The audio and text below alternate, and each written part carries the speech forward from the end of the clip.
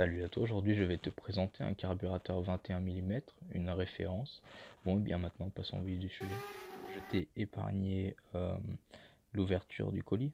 J'ai reçu un petit autocollant Scootfast que j'ai commandé sur le site Scootfast et je remercie Chris d'avoir préparé ce colis. Donc on se retrouve maintenant pour le carburateur. Donc on voit bien que c'est un carburateur 21 mm dès l'ortho PHBG. On va se retrouver maintenant voir à l'intérieur. On se retrouve maintenant une fois la boîte vide. Le carburateur se retrouve dans cette petite pochette plastique, il n'y a pas de durite fournie avec. Alors ici nous avons la buse de dépression qui va servir à aspirer l'essence qu'il y a dans votre réservoir. Ici la buse pour l'essence qui va venir alimenter et remplir votre cuve. Et ici la buse pour l'huile tout simplement. Donc ici c'est le branchement côté admission, pipe d'admission. Et ici, nous avons le côté où on va brancher le cornet. En règle générale, sur ce genre de diamètre de carburateur, on branche rarement une boîte à air. Donc on va se retrouver de l'autre côté pour voir les vis de réglage. Alors ici, on peut voir la vis de ralenti qui va vous permettre de régler votre régime moteur à l'arrêt. Ici, nous avons la vis de richesse. Ici, nous pouvons voir inscrit PHBG 21 mm DS. Alors, ce qui est bon à savoir, c'est que de ce côté-là, ça va influer sur l'essence qui va être injectée dans votre mélange.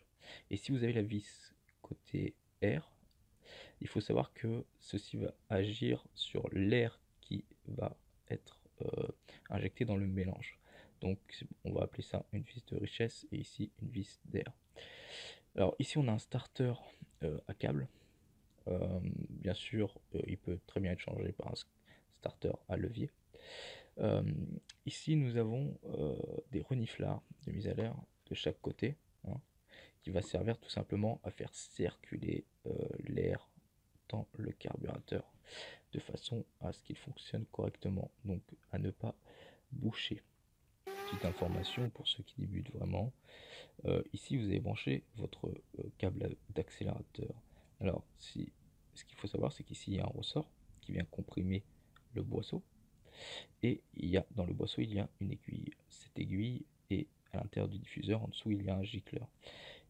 Il faut savoir que quand vous allez accélérer, le câble vient lever le boisseau, libérer le trou d'air, et bien sûr l'aiguille vient libérer le diffuseur et l'essence par côté pipe d'admission. Voilà, pour ceux qui ne le sauraient pas. Donc enlever les deux manchons qui se trouvaient sur le câble d'accélérateur et le levier pour le starter. Alors, je voulais préciser qu'avec ceci, on peut régler la tension du câble d'accélérateur et de starter. Donc voilà. Aussi, on peut dévisser ceci, hein, bien sûr, je vais vous montrer ça tout de suite. Voilà ce que ça donne une fois dévissé. Alors, ce qu'il faut savoir, c'est que il y a certains cornets qui ont un système de filetage. Donc voilà pourquoi il y a ceci.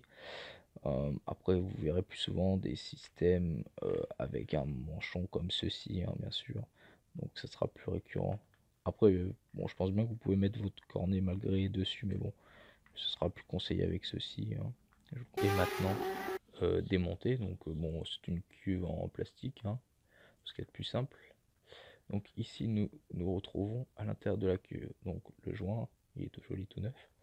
Là, nous avons les flotteurs qui peut être réglable ici. Alors normalement, on n'y touche pas, à part si jamais vous faites souvent des wheelings, vous êtes souvent levé. Mais sinon, non.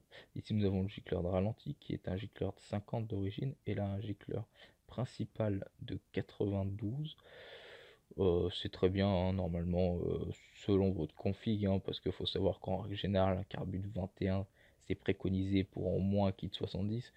Après, il faut savoir que je connais personnellement des personnes qui roulent en carburateur de 21 avec un scooter d'origine, hein, donc c'est tout à fait possible, mais c'est déconseillé, c'est beaucoup trop gros, vous allez consommer énormément, les réglages vont être compliqués et inutiles.